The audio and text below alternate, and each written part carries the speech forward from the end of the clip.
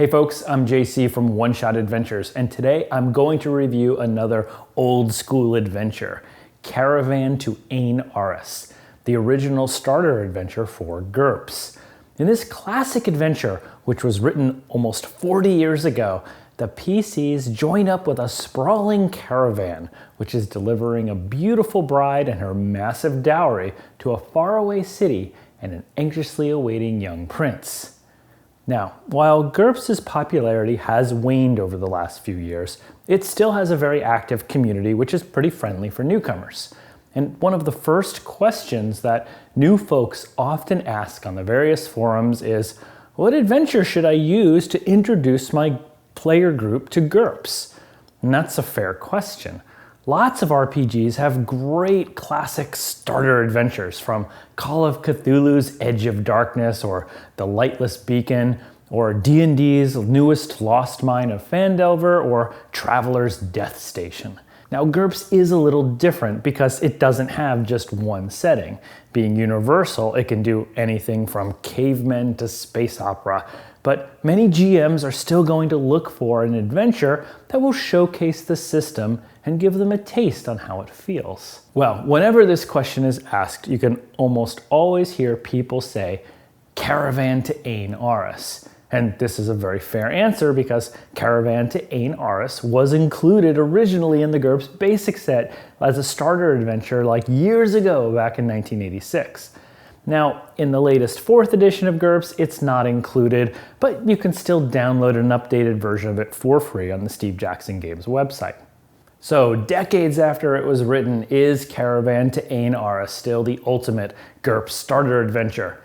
Is it good enough to port to other RPGs? Well, grab your camel and your personal basics, because not only am I going to give you a full review of Caravan to Ein Arris, I'll give you GM some tips and tricks on how to run this one like a pro.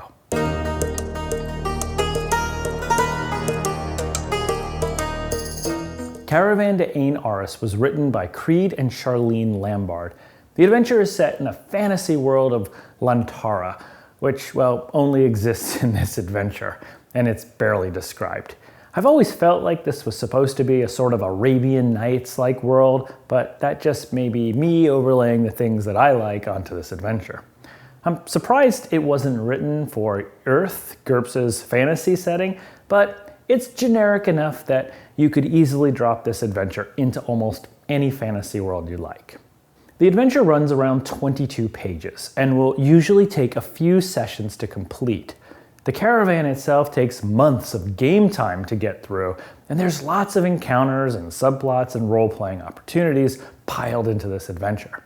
This means it's actually difficult to pin down exactly how long it's going to take your group to get through this adventure. And I don't love that as a starter adventure, by the way, because I find that the best starter adventures are easily finishable in a shorter session, but I'll give you some tips later on how to condense this one down so it takes like 1 or 2 sessions. The setup of the adventure is this. Halmaro the Red, the powerful head of the Merchants Guild, is arranging a grand caravan to bring his daughter to her wedding.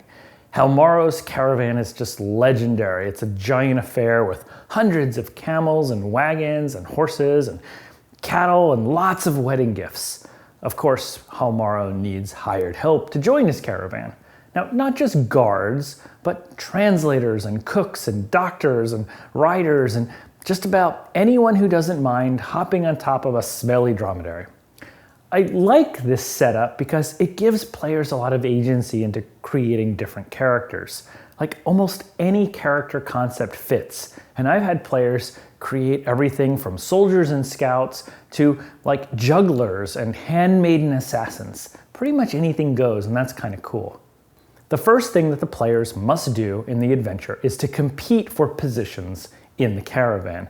There's a bunch of tests up front here, like shooting arrows or entertaining or showing how you know how to handle various animals. I'm not a huge fan of this because obviously players will all get hired. I mean, it is called Caravan to Ein Arris, so no one's not getting hired by Halmaro. This section is good enough if you're just trying to teach your players some basic rules, like, sure, go ahead and make a riding roll to Prove to the caravan master that you really know how to ride a horse.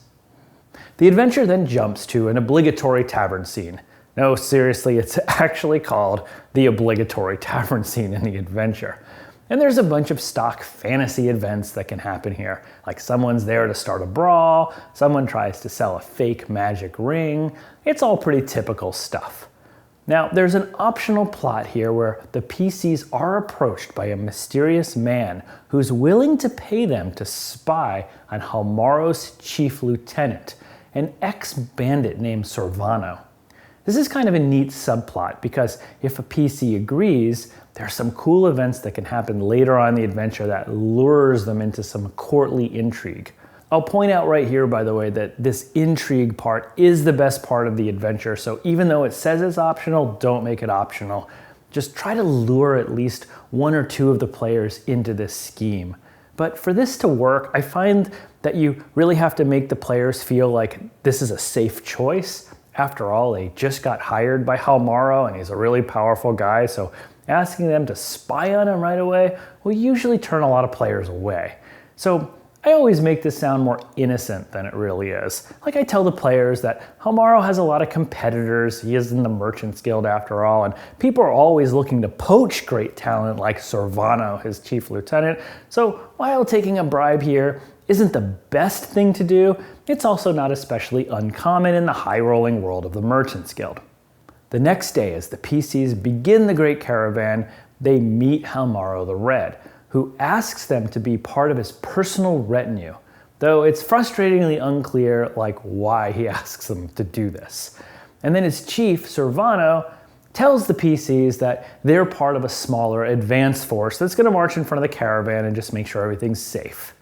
Caravan to Ein Arris has a lot of minute and specific moments that are called out in the adventure, and they're not always clear if they're important or not. For example, right after the PCs get recruited into this advance force by Sorvano, he asks them to go wrangle some camels, and the PCs have to make animal handling rolls at -4 or be really embarrassed, like the camels will spit on them or something. If you know GURPS rules, by the way, this is almost going to be a guaranteed failure. Very few people are going to have that skill, and to make it at -4 is going to be really hard. But what's gone wrong here, and this happens a lot in the adventure, is you're not really clear why the players have to do this or what the implications are if they fail. Yeah, they just embarrass themselves in front of Sorvano, who's one of the main NPCs of the adventure, but it doesn't really seem to matter much. Maybe it'll make them dislike him a little bit more and be more willing to spy on him. So I guess it could be okay, but there's a lot of things in this adventure that just are really thrown in without a lot of context. And you'll see that as it goes on, and it's one of my problems with the adventure that I'll talk about a little bit later. So the PCs lead the way in the advance force, and they get hit by a sandstorm, which is an excuse for them to make desert survival rolls or something bad will happen. The PCs then stop at a river town named Tatsu, where the PCs get a few days of R&R. And each day the adventure presents a little mini quest for the PCs, like negotiating on behalf of the caravan, avoiding con artists, stopping thieves, or even a camel race. Now this is camel racing! It's all fairly mundane stuff, but there's enough to keep players busy. And eventually, the main part of the caravan meets up with them in Tatsu. I'll stop here and say at this point, the PCs are weeks into this adventure and halfway through its page count, and not much has actually happened other than those very specific skill rolls and lots of little side quests. The only agency the players have really had is whether they've decided to spy on Halmaro and Sorvano, but there's no obvious threats, there's no impending crises, there's no cool set pieces, and even the NPCs are fairly bland. Now, I'm sure a great GM can weave all of this first half events into a freewheeling adventure where players are having a rip-roaring time, like role-playing trade negotiations, but this is definitely a slow start to what is supposed to be a grand adventure. It's kind of like the opening crawl of the Phantom Menace brought to life. Fortunately, it picks up a little bit from here. The PCs leave the town of Tatsu, and a few days later, Halmaro asks them to represent him at a nearby wedding. And again, this does feel unmotivated because why does Halmaro choose the players to do such an important, delicate task? This would make sense if the PCs did something really impressive back in the town of Tatsu, like saving a last-minute deal from going sour or winning a prized camel during the camel races. In fact, the rest of the adventure really relies on Haumaro the Red trusting the players a lot, so GMs really have to insert something back in Tatsu for the rest of the adventure to really make sense. So remember, try to let your PCs succeed more than not up until this point in the adventure, or the rest of it just won't feel that motivated. So in any case, the PCs end up as emissaries at this big nomadic wedding that's miles and miles away from the caravan. But the gift that Haumaro sends them with, a breeding camel, turns out to be a fairly embarrassing choice. And now the PCs have to cough up like whatever additional gifts that they may have on them to try to help the situation, or else a drunken wedding brawl begins. So you show up to my beautiful daughter's wedding with a camel as a present. And you didn't think that this would go badly for you? Kill them! And again, this scene highlights some of the problems with this whole adventure. Like going to a foreign wedding with a bad gift and angry guests is like a great setup. But the wedding here doesn't tie into the rest of the adventure at all. So nothing really matters much. And the adventure doesn't even give like names or background to the bride or the groom or the chief who's hosting the wedding. So it's hard for a GM to really make this scene feel authentic without putting a lot of thought into it themselves. But I have had fun with this scene. Like once one of my players like did a belly dance for the groom as a gift, which of course got his new wife just absolutely furious, and she went and cooked the prized breeding camel at the feast, and all the players were thrown out. It was pretty fun, but again, the GM just has to do some work to make sure that this feels like it's important and matters to the rest of the adventure. Later that night, Sorvano turns up with a secret mission for the players. Haumaro's daughter, Kira, the one who's supposed to be married at the very end of the adventure, has disappeared from the caravan. And there's a ransom note left behind. The kidnappers want an enormous sum of 50,000 silvers for her safe return. And so Sorvano asks the PCs to scout ahead and try to find the kidnappers. Okay, now we're getting a little bit more interesting, although I do think this works better if you tie the kidnapping into the wedding that had just happened. Like last time I ran this, I decided that if the players botched the wedding, which my players certainly did, the local chief was so furious that he dispatched 100 riders to harass Haumaro's caravan. And then this either acts as a distraction that lets Kira, get kidnapped because all of Haumaro's guards are protecting the caravan, and the PCs may even suspect that the chief's men are somehow responsible, which kind of adds to the plot and the intrigue. And if the players were perfect guests at the wedding, well, Sorvano is so impressed by their bravado and ability to kind of blend in and do the right thing that he trusts them to go save Kira. So off the PCs go, looking for these dastardly kidnappers. Now, weirdly, there's no real clues provided as to where the kidnappers are, aside from the obvious meeting place that's mentioned in the ransom letter. The adventure just sort of assumes that the PCs can figure out where the kidnappers' hideout is. So I just insert things like opportunities for tracking or a group of nomads that live in the area that the PCs can talk to and find out kind of where the kidnappers tend to hide out. But soon, on the way to the kidnappers' hideout, the PCs stumble across several tax collectors who are actually clever thieves. Now, this is all set up to be the first real fight in the adventure, like one that's supposed to show off of his GURPS' like great tactics because there's a choke point, and also like the deadly nature of GURPS fights. But this combat has some real problems. Like, first, these thieves are actually like really frugal. Like, they want to charge the PCs like $2 for passage. And come on, like in GURPS, like players start with about 1,000 silvers or dollars. And so who cares about like $2 to get through a tax collecting stand, even if they're thieves, like just who cares? And second, the thieves here are actually master swordsmen. They're like way better than the PCs themselves. So if a fight breaks out, it's likely to be like really deadly for the PCs. My lords, while this seems unlikely, myself and my men are the greatest swordsmen the world has ever seen. And this is not at all. No, but we are thieves. And now we must demand of you a hefty sum of 2 coins apiece. Like out of your thousands, like if you have it. Otherwise we'll have to kill you, and we really can kill you. So unless your PCs are all like hardcore veteran soldiers, I would tone down the weapon skills of these thieves, or else you're looking at a TPK here. And then in another weird twist, there's another encounter soon after this one with more tax collectors. But these guys are actually real tax collectors. And if the players pick a fight with these guys, which is likely because they'll just think the same thing's happening again, they'll be attacked and outnumbered because there's like 5 times as many of them, and they're all also master swordsmen, and the PCs will like definitely just be like killed.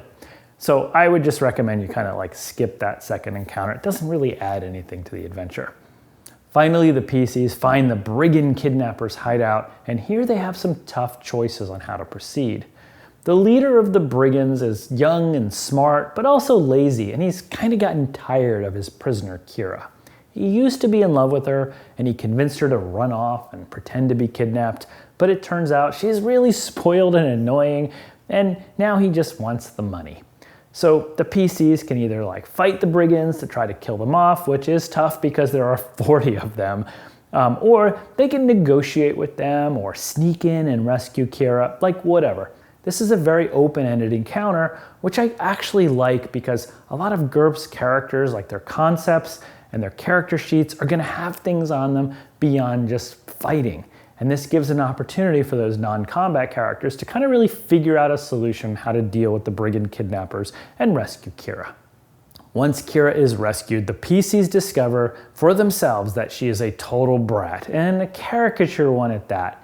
The adventure seems to want one of the PCs to fall in love with Kira and like elope with her, and she even tries to seduce one of them on the ride back to the caravan, but she's so unlikable, and honestly, because the PCs haven't really seen her up until this point in the adventure, this whole scenario is just like really unlikely.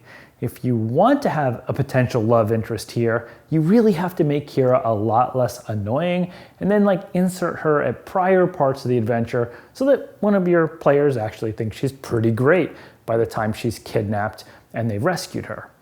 Reunited with the caravan, the PCs get more side quests to perform, like being sent into another town to go purchase an expensive custom necklace without enough money to purchase it fairly.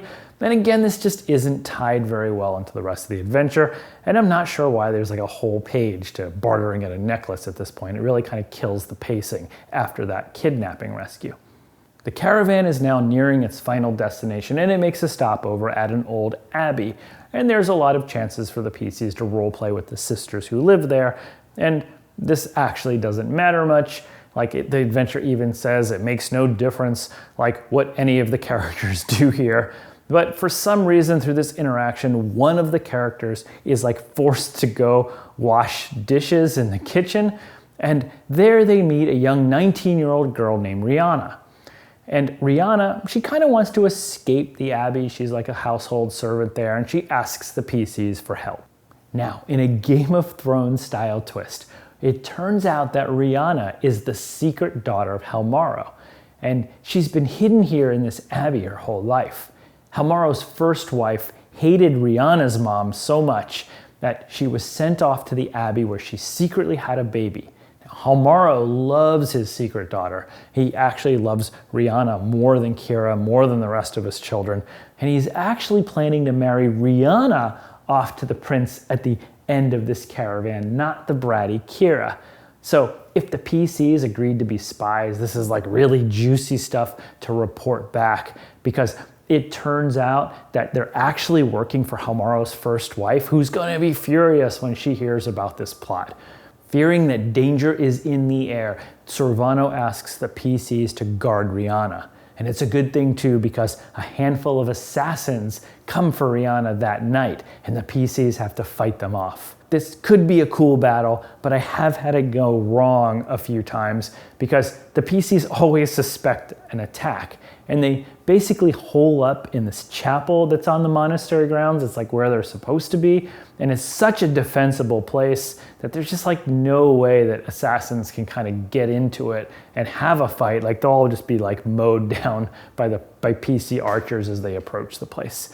So if you want this fight to be a little bit more epic, then like maybe insert an NPC earlier in the adventure that the PCs trust, and then have that NPC like betray them here inside the chapel. And have the assassins be armed with like flaming arrows so they can fire them into the chapel and like light the place on fire, which forces the PCs to evacuate it. I'd also customize the assassins a bit. The adventure says they're just the same reskins of the same fighters and bandits that the PCs have already fought, but I always make these guys like a little bit more ninja-like with high stealth and blow darts and poison, just to make the fight feel different than all the other ones. And that's the end of the adventure. Rihanna is saved, the caravan arrives in Ein Arris, they're married, and everybody lives happily ever after.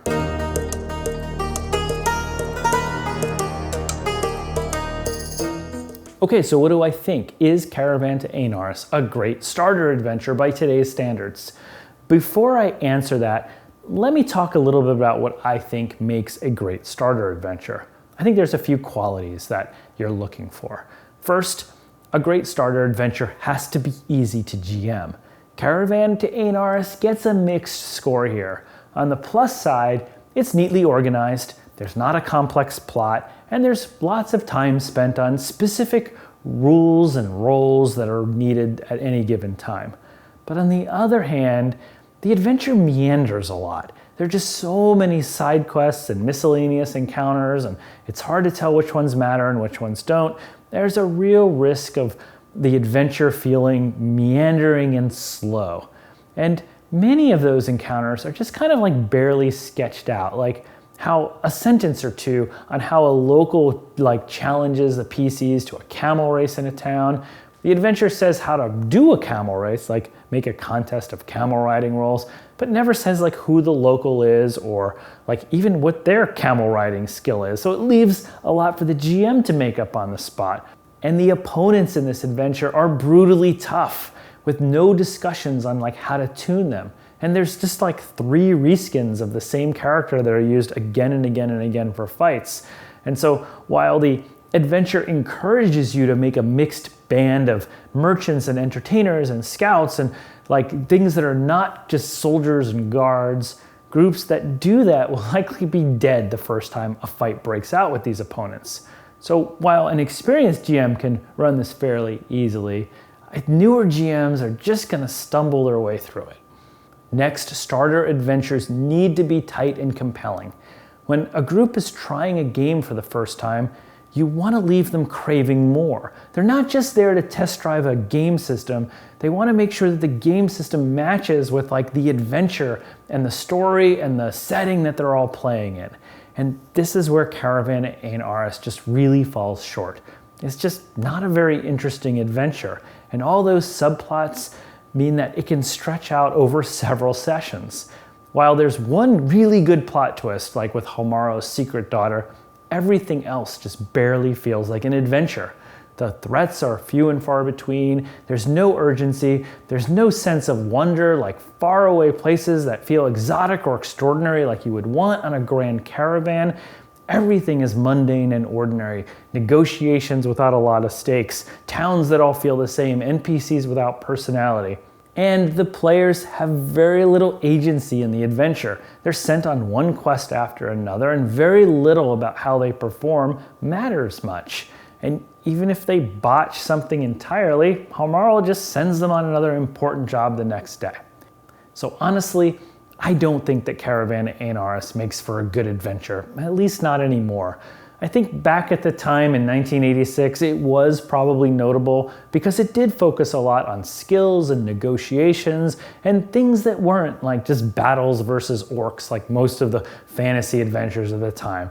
There's no dungeons here, and that most of the stakes are about relationships and negotiations, And that is kind of special by 1986 standards, but by today's standards, there's a lot of starter adventures that have like non-combat encounters in them, and compared to those, Caravan Ein Arris' like meandering style just doesn't hold up well anymore.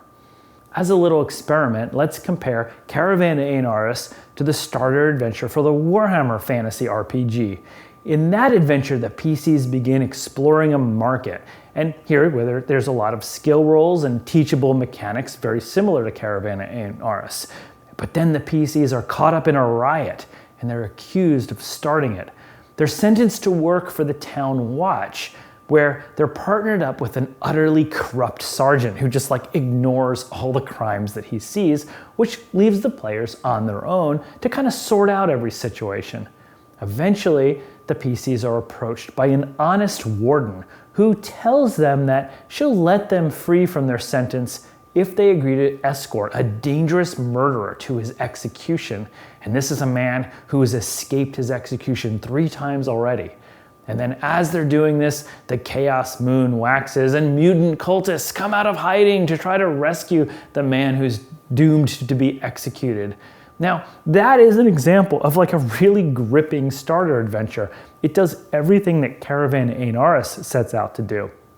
It eases the players in with some skill rolls, gets dangerous and threatening fast, and has some interesting personalities and forcing the players to make some tough choices. So while I don't recommend Caravan to Ein Arris, I have run it a few times that I can give you some tips on how to make it better if you really want to run this classic. First, the entire adventure needs to be condensed. Start the adventure in the tavern with the PCs already hired. Tell them that their uncle or cousin was friends with Sorvano in his youth and so arranged for them to have a better job in the advanced part of the caravan. Right away, this puts the PCs in Sorvano and therefore Halmaro's good graces.